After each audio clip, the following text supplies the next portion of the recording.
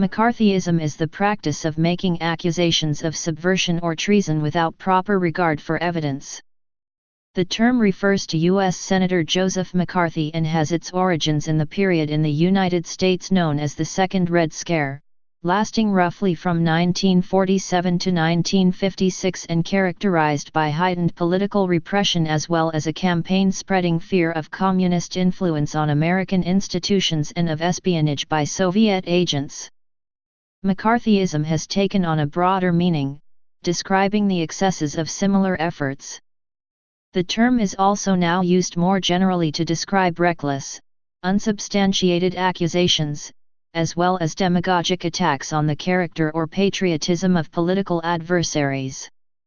During the McCarthy era, hundreds of Americans were accused of being communists or communist sympathizers and became the subject of aggressive investigations and questioning before government or private industry panels, committees, and agencies. The primary targets of such suspicions were government employees, those in the entertainment industry, educators, and labor union activists. Suspicions were often given credence despite inconclusive or questionable evidence, and the level of threat posed by a person's real or supposed leftist associations or beliefs was sometimes exaggerated.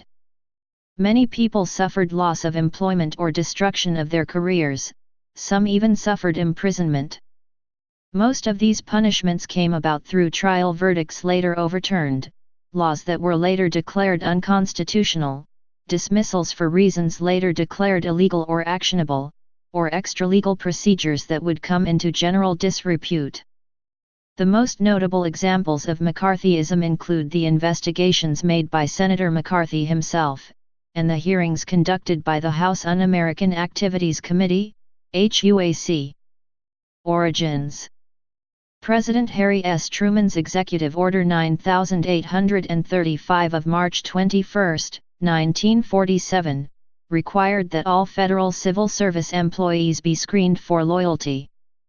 The order said that one basis for determining disloyalty would be a finding of membership in, affiliation with, or sympathetic association with any organization determined by the Attorney General to be totalitarian, fascist, communist or subversive, or advocating or approving the forceful denial of constitutional rights to other persons or seeking to alter the form of government of the United States by unconstitutional means.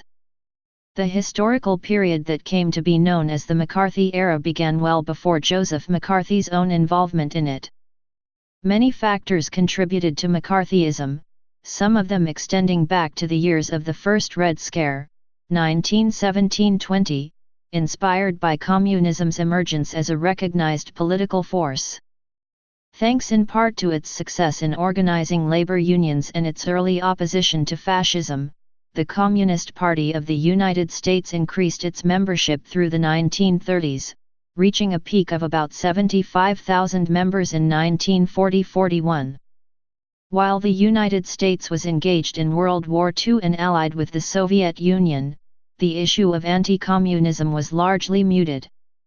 With the end of World War II, the Cold War began almost immediately, as the Soviet Union installed communist puppet regimes across Central and Eastern Europe, while the United States backed anti-communist forces in Greece and China.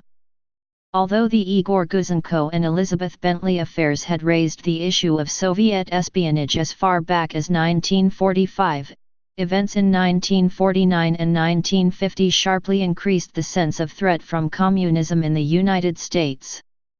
The Soviet Union tested an atomic bomb in 1949, earlier than many analysts had expected. That same year, Mao Zedong's Communist Army gained control of mainland China despite heavy American financial support of the opposing Kuomintang. In 1950, the Korean War began, pitting U.S., UN, and South Korean forces against communists from North Korea and China. The following year also saw several significant developments regarding Soviet Cold War espionage activities. In January 1950, Alger Hiss, a high-level State Department official, was convicted of perjury. Hiss was in effect found guilty of espionage. The statute of limitations had run out for that crime, but he was convicted of having perjured himself when he denied that charge in earlier testimony before the House Un-American Activities Committee. In Britain, Klaus Fuchs confessed to committing espionage on behalf of the Soviet Union while working on the Manhattan Project at Los Alamos National Laboratory during the war. Julius and Ethel Rosenberg were arrested in 1950 on charges of stealing atomic bomb secrets for the Soviets and were executed in 1953. There were also more subtle forces encouraging the rise of McCarthyism. It had long been a practice of more conservative politicians to refer to progressive reforms such as child labor laws and women's suffrage as communist or red plots. This tendency increased in the 1930s in reaction to the New Deal policies of President Franklin D. Roosevelt. Many conservatives equated the New Deal with socialism or communism, and saw its policies as evidence that the government had been heavily influenced by communist policymakers in the Roosevelt administration. In general, the vaguely defined danger of communist influence was a more common theme in the rhetoric of anti-communist politicians than was espionage or any other specific activity. McCarthy's involvement with the ongoing cultural phenomenon that would bear his name began with a speech he made on Lincoln Day, February 9, 1950, to the Republican Women's Club of Wheeling, West Virginia. He produced a piece of paper which he claimed contained a list of known communists working for the State Department. McCarthy is usually quoted as saying, "I have here in my hand a list of 205, a list of names that were made known to the Secretary of State as being members of the Communist Party and who nevertheless are still working and shaping policy in the State Department." This speech resulted in a flood of press attention to McCarthy and established the path that made him one of the most recognized politicians in the United States. The first recorded use of the term McCarthyism was in a political cartoon by Washington Post editorial cartoonist Herbert Bloch, aka Herblock, published on March 29, 1950. The cartoon depicted four leading Republicans trying to push an elephant, the traditional symbol of the Republican Party, to stand on a platform atop a teetering stack of 10 tar buckets, the topmost of which was labeled McCarthyism. Bloch later wrote that there was nothing particularly ingenious about the term, which is simply used to represent a national affliction that can hardly be described in any other way. If anyone has a prior claim on it, he's welcome to the word and to the junior senator from Wisconsin along with it. I will also throw in a set of free dishes and a case of soap.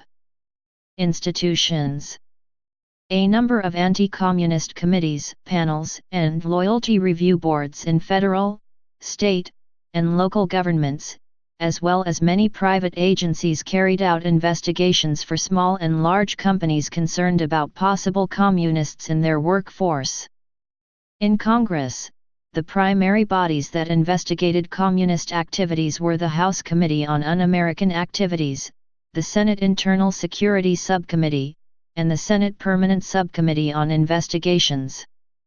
Between 1949 and 1954, a total of 109 investigations were carried out by these and other committees of Congress. On December 2, 1954, the United States Senate voted 65-22 to condemn McCarthy for conduct that tends to bring the Senate into dishonor and disrepute. Executive Branch. Loyalty Security Reviews. In the federal government, President Harry Truman's Executive Order 9835 initiated a program of loyalty reviews for federal employees in 1947. It called for dismissal if there were reasonable grounds for belief that the person involved is disloyal to the government of the United States. Truman, a Democrat, was probably reacting in part to the Republican sweep in the 1946 congressional election and felt a need to counter growing criticism from conservatives and anti-communists. When President Dwight Eisenhower took office in 1953, he strengthened and extended Truman's loyalty review program, while decreasing the avenues of appeal available to dismissed employees. Hiram Bingham, chairman of the Civil Service Commission Loyalty Review Board, referred to the new rules he was obliged to enforce as just not the American way of doing things. The following year, J. Robert Oppenheimer, scientific director of the Manhattan Project that built the first atomic bomb, then working as a consultant to the Atomic Energy Commission, was stripped of his security clearance after a 4-week hearing. Oppenheimer had received a top-secret clearance in 1947, but was denied clearance in the harsher climate of 1954. Similar loyalty reviews were established in many state and local government offices and some private industries across the nation. In 1958, it was estimated that roughly 1 out of every 5 employees in the United States was required to pass some sort of loyalty review. Once a person lost a job due to an unfavorable loyalty review, it could be very difficult to find other employment. A man is ruined everywhere and forever, in the words of the chairman of President Truman's Loyalty Review Board. No responsible employer would be likely to take a chance in giving him a job. The Department of Justice started keeping a list of organizations that it deemed subversive beginning in 1942. This list was first made public in 1948, when it included 78 items. At its longest, it comprised 154 organizations, 110 of them identified as communist. In the context of a loyalty review, membership in a listed organization was meant to raise a question, but not to be considered proof of disloyalty. One of the most common causes of suspicion was membership in the Washington Bookshop Association, a left-leaning organization that offered lectures on literature, classical music concerts and discounts on books. J. Edgar Hoover and the FBI. FBI Director J. Edgar Hoover designed President Truman's Loyalty Security Program, and its background investigations of employees were carried out by FBI agents. This was a major assignment that led to the number of agents in the Bureau being increased from 3,559 in 1946 to 7,029 in 1952. Hoover's sense of the communist threat and the standards of evidence applied by his bureau resulted in thousands of government workers losing their jobs. Due to Hoover's insistence upon keeping the identity of his informers secret, most subjects of loyalty security reviews were not allowed to cross-examine or know the identities of those who accused them. In many cases they were not even told what they were accused of. Hoover's influence extended beyond federal government employees and beyond the loyalty security programs. The records of loyalty review hearings and investigations were supposed to be confidential, but Hoover routinely gave evidence from them to congressional committees such as HUAC. From 1951 to 1955, the FBI operated a secret responsibilities program that distributed anonymous documents with evidence from FBI files of communist affiliations on the part of teachers, lawyers, and others. Many people accused in these blind memoranda were fired without any further process. The FBI engaged in a number of illegal practices in its pursuit of information on communists, including burglaries, opening mail, and illegal wiretaps. The members of the left-wing National Lawyers Guild were among the few attorneys who were willing to defend clients in communist-related cases, and this made the NLG a particular target of Hoover's. The office of this organization was burgled by the FBI at least 14 times between 1947 and 1951. Among other purposes, the FBI used its illegally obtained information to alert prosecuting attorneys about the planned legal strategies of NLG defense lawyers. The FBI also used illegal undercover operations to disrupt communist and other dissident political groups. In 1956, Hoover was becoming increasingly frustrated by Supreme Court decisions that limited the Justice Department's ability to prosecute communists. At this time he formalized a covert dirty tricks program under the name COINTELPRO. COINTELPRO actions included planting forged documents to create the suspicion that a key person was an FBI informer, spreading rumors through anonymous letters, leaking information to the press, calling for IRS audits, and the like. The COINTELPRO program remained in operation until 1971. Historian Ellen Schrecker calls the FBI the single most important component of the anti-communist crusade and writes, had observers known in the 1950s what they have learned since the 1970s, when the Freedom of Information Act opened the Bureau's files, McCarthyism would probably be called Hooverism. Congress. House Committee on Un-American Activities. The House Committee on Un-American Activities, commonly referred to as the House Un-American Activities Committee, HUAC, was the most prominent and active government committee involved in anti-communist investigations. Formed in 1938 and known as the Dies Committee for Representative Martin Dies, who chaired it until 1944, HUAC investigated a variety of activities, including those of German-American Nazis during World War II. The committee soon focused on communism, beginning with an investigation into communists in the Federal Theater Project in 1938. A significant step for HUAC was its investigation of the charges of espionage brought against Alger Hiss in 1948. This investigation ultimately resulted in Hiss's trial and conviction for perjury, and convinced many of the usefulness of congressional committees for uncovering communist subversion. HUAC achieved its greatest fame and notoriety with its investigation into the Hollywood film industry. In October 1947, the committee began to subpoena screenwriters, directors, and other movie industry professionals to testify about their known or suspected membership in the Communist Party, association with its members, or support of its beliefs. It was at these testimonies that what became known as the $64,000 question was asked: are you now or have you ever been a member of the Communist Party of the United States? Among the first film industry witnesses subpoenaed by the committee were 10 who decided not to cooperate. These men, who became known as the Hollywood 10, cited the First Amendment's guarantee of free speech and free assembly, which they believed legally protected them from being required to answer the committee's questions. This tactic failed, and the 10 were sentenced to prison for contempt of Congress. 2 of the 10 were sentenced to 6 months, the rest to a year. In the future, witnesses, in the entertainment industries and otherwise, who were determined not to cooperate with the committee would claim their Fifth Amendment protection against self-incrimination. While this usually protected them from a contempt of Congress citation, it was considered grounds for dismissal by many government and private industry employers. The legal requirements for Fifth Amendment protection were such that a person could not testify about his own association with the Communist Party and then refuse to name names of colleagues with communist affiliations. Thus many faced a choice between crawl through the mud to be an informer, as actor Larry Parks put it, or becoming known as a Fifth Amendment communist, an epithet often used by Senator McCarthy. Senate Committees.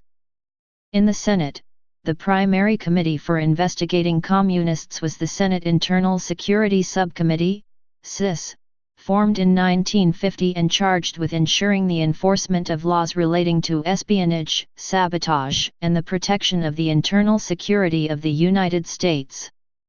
The SIS was headed by Democrat Pat McCarran and gained a reputation for careful and extensive investigations. This committee spent a year investigating Owen Lattimore and other members of the Institute of Pacific Relations. As had been done numerous times before, the collection of scholars and diplomats associated with Lattimore, the so-called China Hands, were accused of losing China, and while some evidence of pro-communist attitudes was found, there was nothing to support McCarran's accusation that Lattimore was a conscious and articulate instrument of the Soviet conspiracy. Lattimore was charged with perjuring himself before the SIS in 1952. After many of the charges were rejected by a federal judge and one of the witnesses confessed to perjury, the case was dropped in 1955. McCarthy headed the Senate Permanent Subcommittee on Investigations in 1953 and 1954, and during that time used it for a number of his communist hunting investigations.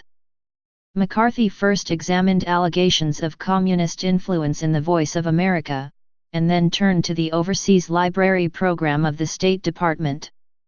Card catalogs of these libraries were searched for works by authors McCarthy deemed inappropriate. McCarthy then recited the list of supposedly pro-communist authors before his subcommittee and the press. Yielding to the pressure, the State Department ordered its overseas librarians to remove from their shelves material by any controversial persons, communists, fellow travelers, etc. Some libraries actually burned the newly forbidden books. McCarthy's committee then began an investigation into the United States Army. This began at the Army Signal Corps Laboratory at Fort Monmouth. McCarthy garnered some headlines with stories of a dangerous spy ring among the Army researchers, but ultimately nothing came of this investigation. McCarthy next turned his attention to the case of a U.S. Army dentist who had been promoted to the rank of major despite having refused to answer questions on an Army loyalty review form. McCarthy's handling of this investigation, including a series of insults directed at a brigadier general, led to the Army McCarthy hearings, with the Army and McCarthy trading charges and counter-charges for 36 days before a nationwide television audience. While the official outcome of the hearings was inconclusive, this exposure of McCarthy to the American public resulted in a sharp decline in his popularity. In less than a year, McCarthy was censured by the Senate and his position as a prominent force in anti-communism was essentially ended. Blacklists. On November 25, 1947, the day after the House of Representatives approved citations of contempt for the Hollywood 10, Eric Johnston, president of the Motion Picture Association of America, issued a press release on behalf of the heads of the major studios that came to be referred to as the Waldorf Statement. This statement announced the firing of the Hollywood 10 and stated, "We will not knowingly employ a communist or a member of any party or group which advocates the overthrow of the government of the United States." This marked the beginning of the Hollywood blacklist. In spite of the fact that hundreds would be denied employment, the studios, producers, and other employers did not publicly admit that a blacklist existed. At this time, private loyalty review boards and anti-communist investigators began to appear to fill a growing demand among certain industries to certify that their employees were above reproach. Companies that were concerned about the sensitivity of their business, or who, like the entertainment industry, felt particularly vulnerable to public opinion made use of these private services. For a fee, these teams would investigate employees and question them about their politics and affiliations. At such hearings, the subject would usually not have a right to the presence of an attorney, and as with HUAC, the interviewee might be asked to defend himself against accusations without being allowed to cross-examine the accuser. These agencies would keep cross-referenced lists of leftist organizations, publications, rallies, charities, and the like, as well as lists of individuals who were known or suspected communists. Books such as Red Channels and newsletters such as Counterattack and Confidential Information were published to keep track of communist and leftist organizations and individuals. Insofar as the various blacklists of McCarthyism were actual physical lists, they were created and maintained by these private organizations. Laws and arrests. Efforts to protect the United States from the perceived threat of communist subversion were particularly enabled by several federal laws. The Alien Registration Act or Smith Act of 1940 made it a criminal offense for anyone to knowingly or willfully advocate, abet, advise or teach the desirability or propriety of overthrowing the government of the United States or of any state by force or violence, or for anyone to organize any association which teaches, advises, or encourages such an overthrow, or for anyone to become a member of or to affiliate with any such association. Hundreds of communists and others were prosecuted under this law between 1941 and 1957. 11 leaders of the Communist Party were convicted under the Smith Act in 1949 in the Foley Square trial. 10 defendants were given sentences of 5 years and the 11th was sentenced to 3 years. The defense attorneys were cited for contempt of court and given prison sentences. In 1951, 23 other leaders of the party were indicted, including Elizabeth Gurley Flynn, a founding member of the American Civil Liberties Union. Many were convicted on the basis of testimony that was later admitted to be false. By 1957, 140 leaders and members of the Communist Party had been charged under the law, of whom 93 were convicted. The McCarran Internal Security Act, which became law in 1950, has been described by scholar Ellen Schrecker as the McCarthy era's only important piece of legislation. The Smith Act technically predated McCarthyism. However, the McCarran Act had no real effect beyond legal harassment. It required the registration of communist organizations with the U.S. Attorney General and established the Subversive Activities Control Board to investigate possible communist action and Communist Front organizations so they could be required to register.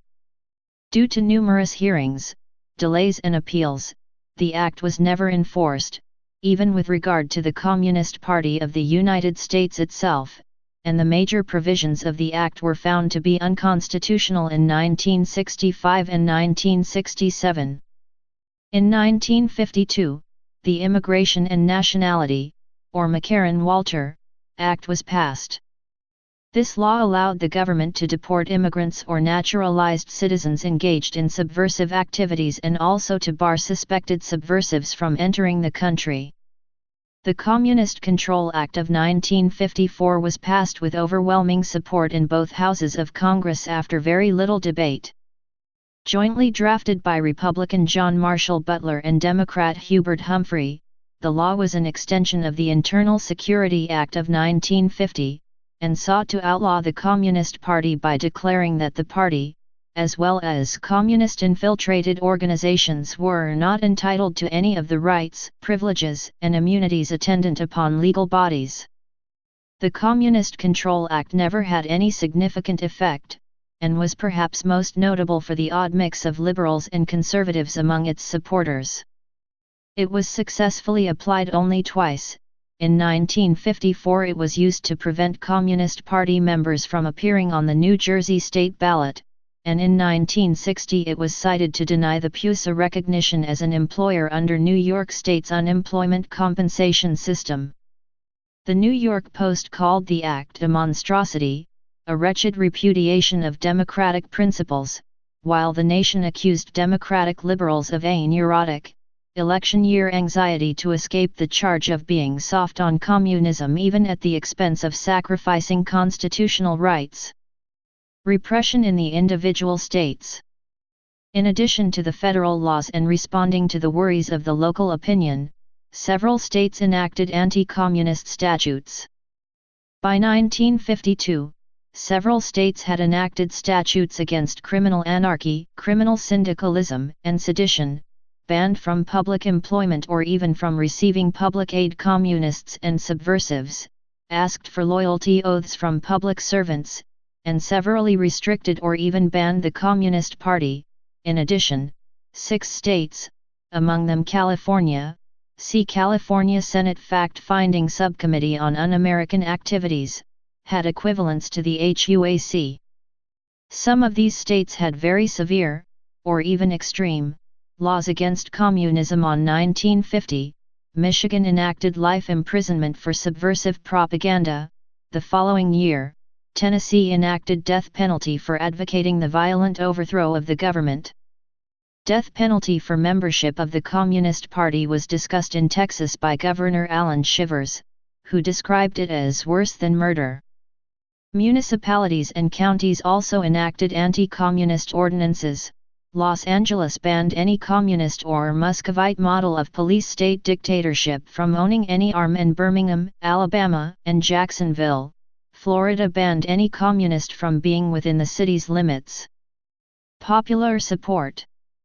McCarthyism was supported by a variety of groups, including the American Legion and various other anti-communist organizations. One core element of support was a variety of militantly anti-communist women's groups such as the American Public Relations Forum and the Minute Women of the USA. These organized tens of thousands of housewives into study groups, letter-writing networks, and patriotic clubs that coordinated efforts to identify and eradicate what they saw as subversion. Although far-right radicals were the bedrock of support for McCarthyism, they were not alone. A broad coalition of the aggrieved found McCarthyism attractive, or at least politically useful. Common themes uniting the coalition were opposition to internationalism, particularly the United Nations, opposition to social welfare provisions, particularly the various programs established by the New Deal, and opposition to efforts to reduce inequalities in the social structure of the United States. One focus of popular McCarthyism concerned the provision of public health services, particularly vaccination, mental health care services and fluoridation, all of which were denounced by some to be communist plots to poison or brainwash the American people. Such viewpoints led to collisions between McCarthyite radicals and supporters of public health programs, most notably in the case of the Alaska Mental Health Bill controversy of 1956. William F. Buckley, Jr., the founder of the influential conservative political magazine National Review, wrote a defense of McCarthy and his enemies, in which he asserted that McCarthyism is a movement around which men of good will and stern morality can close ranks. In addition, as Richard Rovere points out, many ordinary Americans became convinced that there must be no smoke without fire and lent their support to McCarthyism. The Gallup poll found that at his peak in January 1954, 50% of the American public supported McCarthy, while 29% had an unfavorable opinion. His support fell to 34% in June 1954. Republicans tended to like what McCarthy was doing and Democrats did not. McCarthy also has significant support from traditional Democratic ethnic groups, especially Catholics, as well as many unskilled workers and small business owners. McCarthy himself was a Catholic.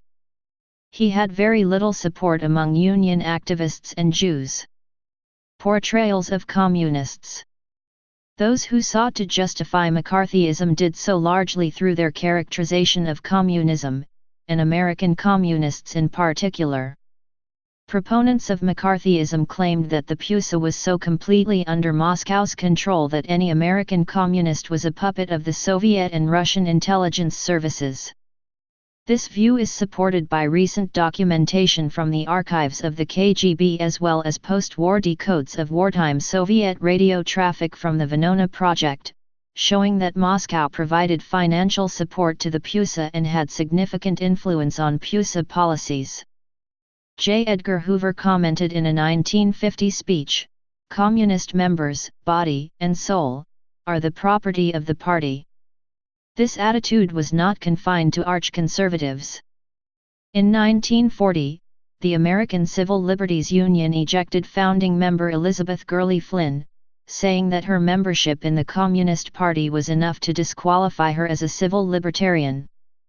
In the government's prosecutions of Communist Party members under the Smith Act, see above, the prosecution case was based not on specific actions or statements by the defendants, but on the premise that a commitment to violent overthrow of the government was inherent in the doctrines of Marxism-Leninism. Passages of the PUSA's constitution that specifically rejected revolutionary violence were dismissed as deliberate deception. In addition, it was often claimed that the party did not allow any member to resign, so a person who had been a member for a short time decades previously could be considered as suspect as a current member. Many of the hearings and trials of McCarthyism featured testimony by former Communist Party members such as Elizabeth Bentley, Louis Budens, and Whittaker Chambers, speaking as expert witnesses. Various historians and pundits have discussed alleged Soviet-directed infiltration of the U.S. government and the possible Kalabora. Please subscribe and thanks for watching.